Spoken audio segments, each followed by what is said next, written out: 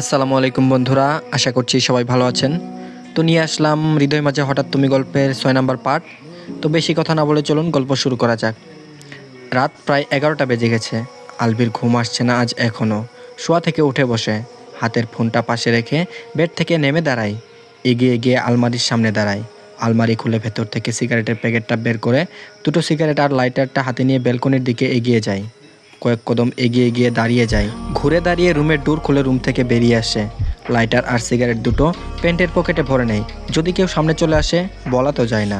সিঁড়ি বেয়ে ছাদে উঠতে উঠতে ভাবে ও ড্রয়িং রুম থেকে চলে আসার পর কী কথা হয়েছে সকলের মধ্যে। সকলের রিয়াকশন কেমন ছিল, বিশেষ করে মায়ার। সবাই নিশ্চয়ই অনেক বেশি অবাক হয়েছে, সাথে শকড। সকালে এই বিষয়টা নিয়ে সবাই ওকে হাজারটা প্রশ্ন করবে। হঠাৎ মত পরিবর্তন করার কারণ জানতে চাইবে। তখন এতগুলো প্রশ্নের সম্মুখীন যেন না হতে হয়, তাই দ্রুত নিজের রুমে এসে ডোর লক করে দিয়েছিল। ভেবেছিল কেউ এসে হয়তো ওকে ডাকবে, কিন্তু আশ্চর্যের বিষয় কেউ ওকে ডাকেনি, আর না ওর রুমের ডোর নক করেছে। সবাই কি স্বাভাবিকভাবে নিয়েছে, নাকি অন্য কোনো কারণে চুপ করে রয়েছে? ছাদের কাছাকাছি আসতেই পকেট থেকে সিগারেট বের করে ধরাতে ধরাতে ছাদে উঠে আসে। তখনই ওর কানে ভেসে আসে কোনো এক মেয়ের গলায় বিষাদ মিশ্রিত গান। না জানি কোন অপরাধে দিলা এমন জীবন গানটি গাইতেছিল খুব করুণ সুরে। আলভি মনোযোগ দিয়ে শুনে গানটা, কণ্ঠস্বর পরিচিত। এটা মায়ার গলার স্বর। মায়া এত রাতে ছাদে কি করছে, আবার এভাবে গলা ছেড়ে গান গাইছে? অন্ধকার রাতে ছাদে টিমটিমে আলোর একটি লাইট জ্বলছে। সেদিক থেকে গলার স্বর ভেসে আসলো, সেদিকেই তাকিয়ে আছে আলভি। ছাদের কার্নিশে রেলিং ধরে উল্টো ঘুরে দাঁড়িয়ে আছে মায়া। আলভি মায়ের দিকে এগিয়ে না গিয়ে একটু দূরে দাঁড়িয়ে সিগারেট খেতে শুরু করে। কলেজে ভর্তি হওয়ার পর বন্ধুদের পাল্লায় সিগারেট খেতে শুরু করেছিল। সেই অভ্যাস এখনও রয়ে গেছে। কিছুতেই খাওয়া বন্ধ করতে পারে না, তবে আগের চেয়ে অনেক কমিয়ে ফেলেছে খাওয়া। অন্ধকার আকাশপানে হাত বাড়ায় মায়া, যেন যুজন যুজন দূর থেকে ছুতে চায় ওই তারাগুলোকে। ছুতে পারে না তারাগুলো, হাত গুটিয়ে নেয়। আকাশপানে তাকিয়ে ধীর মলিন স্বরে বিড়বিড় করে বলে, আল্লাহ, আমার সাথে এমন কেন করছো তুমি? আমি কি বিশাল কোনো পাপ করে ফেলেছি? তুমি এত কষ্ট কেন দাও আমাকে? একটু থেমে লম্বা শ্বাস টেনে নেয়। তারপর আবার বলে, তুমি কেন ফিরে এলে? দূরে ছিলে সেটাই তো ভালো ছিল। স্বপ্নে তোমার সাথে সংসার করতাম, কল্পনায় তোমায় দেখতাম, ভাবতাম, সেটাই আমার জন্য ভালো ছিল। আমাকে এক আকাশ সম পরিমাণ যন্ত্রণা দেওয়ার জন্য কেন ফিরে এলে? আর কত পুরাবে আমাকে? দূরেই থাকতে, কোনোদিন সামনে না আসতে। তোমার অপেক্ষাতেই না হয় এক জীবন পার করে দিতাম। তুমি ফিরে এলে, কিন্তু আমার সাথে সংসার করার জন্য না, তালাক দেওয়ার জন্য। কি মনে করে আবার বলছো তালাক দেবে না? আমাকে কষ্ট দেওয়া কি শেষ হয়নি? আরও যন্ত্রণা দেওয়া বাকি রয়ে গেছে? রাগ কমেনি তোমার? তিলে তিলে কষ্ট যন্ত্রণা দেওয়ার চেয়ে একেবারে মেরে ফেললেই তো পারো। আর কত সহ্য করব আমি? সব দোষ কি শুধু আমার? কারো কোনো দোষ নেই? তোমার কি দোষ ছিল না? সব সময় আমরা মেয়েরাই কেন সাফার করব? এই সমাজ সব সময় কেন মেয়েদের দোষ দেখে? তুমি জানো কি, আমার সহপাঠীরা বাদেও কলেজের শিক্ষক পর্যন্ত আমাকে নিয়ে মজা নিত, আমাকে কথা শোনাতো।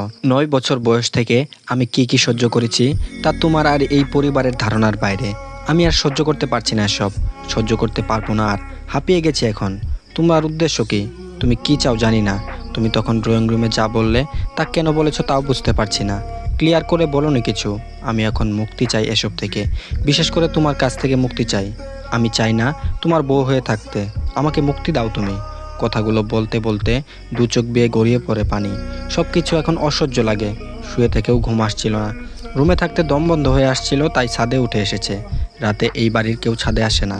মায়া মাঝে মধ্যেই রাতে ছাদে এসে বসে থাকে। দূর আকাশপানে তাকিয়ে অর্ধেক রাত পার করে দেয়।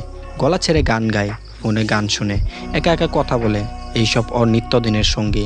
বিড়বিড় করে আবার বলে, মুক্তি চাই আমি। বিয়ে, সংসার, সব শখ মিটে গেছে। একটা রাত ভালোভাবে ঘুমোতে চাই। একটা দিন চোখের পানি না ফেলে বাঁচতে চাই। আমাকে কষ্ট যন্ত্রণা দেওয়ার কথা ভেবে সময় নষ্ট না করে পছন্দমতো মেয়ে খুঁজে নিয়ে বিয়ে করে নিজের জীবন গুছিয়ে নিলেই তো পারো। তারপর আলভি বলে ওঠে, এত রাতে ছাদে দাঁড়িয়ে বিড়বিড় করে কি বলছো? হঠাৎ পুরুষালী গম্ভীর গলার স্বর শুনে চমকে ওঠে মায়া। তড়িৎ গতিতে পেছন ফিরে তাকায়। ওর সামনেই দাঁড়িয়ে আছে লম্বা চওড়া বলিষ্ঠ গড়নের একজন পুরুষ মানুষ। মায়া কাঁপা কাঁপা গলায় বলে, কে? আলভি বলে, আমি। মায়া বুঝতে পারে এটা আলভি। আলভি এত রাতে ছাদে কেন এসেছে? মায়া দ্রুত আলভির সামনে থেকে সরে যায়। দ্রুত পায়ে এগিয়ে যায় সিঁড়ির দিকে। পেছন পেছন আলভি এগিয়ে যেতে যেতে বলে, মায়া দাঁড়াও, তোমার সাথে কথা আছে আমার। আমার কথা শোনো, দাঁড়াও। মায়া দৌড়ে সিঁড়ি বেয়ে নিচে নেমে যায়। আলভি দাঁড়িয়ে দাঁড়িয়ে দেখে মায়ার পালিয়ে যা। ওর কথাগুলো তো শুনে যাবে নাকি? সিগারেট খাওয়া শেষ হচ্ছিল না, তাই দূরে দাঁড়িয়েছিল এতক্ষণ। কথা বলার জন্য এগিয়ে আসতেই পালিয়ে গেল। মায়া সোজা রুমে এসে ডোর লক করে দেয় ভেতর থেকে। ফ্লোরে বসে জোরে জোরে শ্বাস নিতে শুরু করে। ওর পুরো শরীর থরথর করে কাঁপছে। একে তো হঠাৎ কথা বলায় ভয় পেয়ে গেছে, তার উপর ওটা আলভি। নিজের হাত পায়ের দিকে তাকায়, অস্বাভাবিকভাবে কাঁপছে হাত দুটো। পানি খাওয়া প্রয়োজন। দৌড়ে এসে দাঁড়ানোর শক্তিও পাচ্ছে না। হামাগুড়ি দিয়েই পানির কাছে এগিয়ে যায়। কাঁপতে থাকা হাতেই পানির গ্লাস শক্ত করে চেপে ধরে পানি খায় পুরোটা। গ্লাস বেডের উপর রেখে বেডের পাশে হেলান দিয়ে বসে। আলভির সামনে আসলেই এমন কেন হয়? আলভি হেঁটে এগিয়ে গিয়ে রেলিংয়ের উপর বসে দ্বিতীয় সিগারেটটা ধরায়। মায়ের গলার স্বর শুনেই বুঝতে পেরেছিল হঠাৎ কথা বলায় মায়া ভয় পেয়ে গেছে। এভাবে হঠাৎ কথা বলা উচিত হয়নি, কিন্তু বিড়বিড় করে কি বলছিল? সিগারেটের বিষাক্ত ধোঁয়া খোলা আকাশের দিকে উড়িয়ে দেয়। মায়ের সাথে কথা বলতে হবে। ডাইনিং টেবিলে আর সোফায় মায়ের চোখ মুখের দিকে খেয়াল করেছিল। মায়ের চোখে মুখে স্পষ্ট রাগ দেখা যাচ্ছিল। মায়া ওর উপর রেগে আছে হয়তো, আর রেগে থাকাটাই স্বাভাবিক। সিগারেট শেষ করে রেলিংয়ের উপর থেকে নেমে দাঁড়ায়। দুই হাত পকেটে ভরে সিঁড়ির দিকে এগিয়ে যায় আস্তে আস্তে শীষ বাজাতে বাজাতে। করিডোরে আসতেই ওর সামনে পড়ে আলতাফ মাহমুদ। ওনাকে দেখেই আলভির পা দুটো থেমে যায়। আলতাফ মাহমুদের পা দুটোও থেমে গেছে। অবাক হয়ে বলেন, তুমি ঘুমাওনি এখনো? ওদিকে কোথায় গিয়েছিলে? আলভি কথা বলে না। সিগারেট খেয়েছে একটু আগেই। এখন কথা বললে আলতাফ মাহমুদ বুঝতে পেরে যাবেন। তারপর বলে, ছাদে গিয়েছিলে নাকি? আলভি মাথা নাড়িয়ে হ্যাঁ বলে। আলতাফ মাহমুদ আবার বলেন, আজকে ঘুম পাইনি? তখন তো কাউকে কিছু না বলতে দিয়ে রুমে এসে ডোর লক করে দিলে। এখন না ঘুমিয়ে ছাদে কি করতে গিয়েছিলে? আলভি এবারেও চুপচাপ রইল। এভাবে চুপচাপ দাঁড়িয়ে থাকতে দেখে বিরক্তিতে কপাল ভ্রু কুঁচকে যায় আলতাফ মাহমুদের। এই ছেলেটা এমন কেন হয়েছে? কিছু জিজ্ঞেস করলে উত্তর দেয় না। কেউ কিছু জিজ্ঞেস করবে বলে আগে থেকেই কেটে পড়ে সেখান থেকে। এই ছেলে নিজেকে কি মনে করে? আমেরিকার প্রেসিডেন্ট? চলন বলন দেখলে তাই মনে হয়। তারপর আলতাফ মাহমুদ আবার বলেন, কথা বলছো না কেন? মুখে কুলুপ এঁটেছ? কথা আছে তোমার সাথে, নিচে চলো। আলভি ওর বাবাকে ক্রস করে নিজের রুমের দিকে এগিয়ে যায়। তারপর বলে, তোমাদের সকলের যত কথা আছে, যত প্রশ্ন আসে সেসব আগামীকাল সকাল থেকে রাত পর্যন্ত শুনবো, আর উত্তর দেব। এখন অনেক রাত হয়েছে, গিয়ে ঘুমিয়ে পড়ো। তারপর আলতাফ মাহমুদ বলেন, আমি এখনই কথা বলতে চাই। আলভি বলে, সকালে? বলেই নিজের রুমে ঢুকে যায়। ডোর লক করে ফুস করে শ্বাস ছাড়ে। ভাগ্য ভালো গন্ধ পায়নি।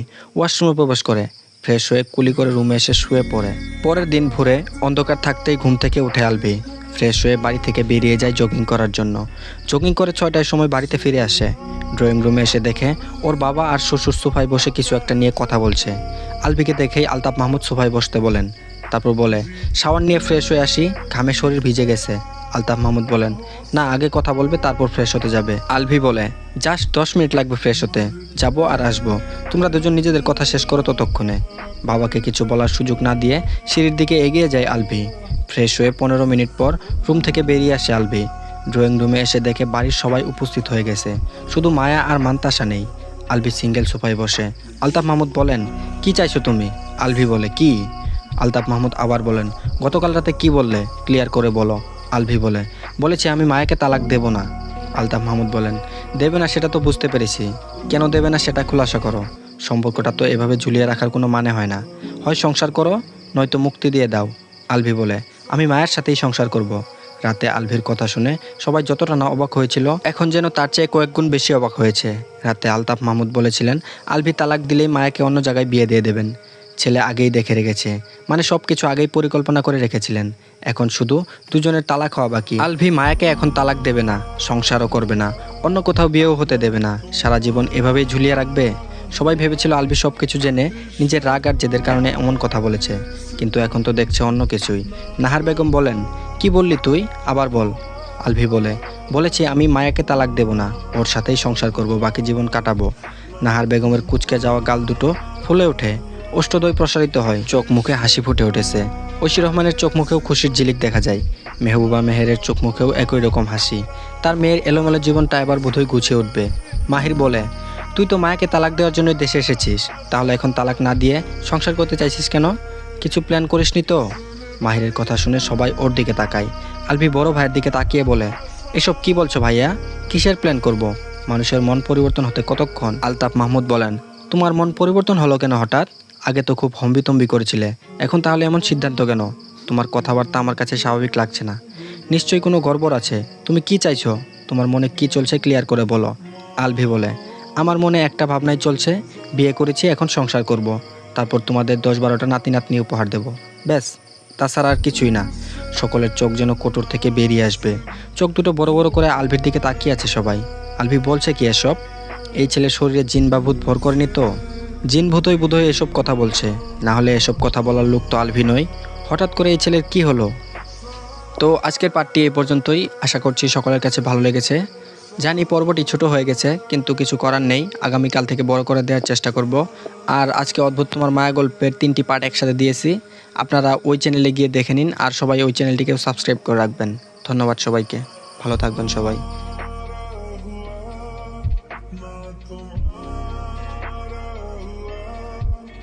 इश्क का ये सितम ना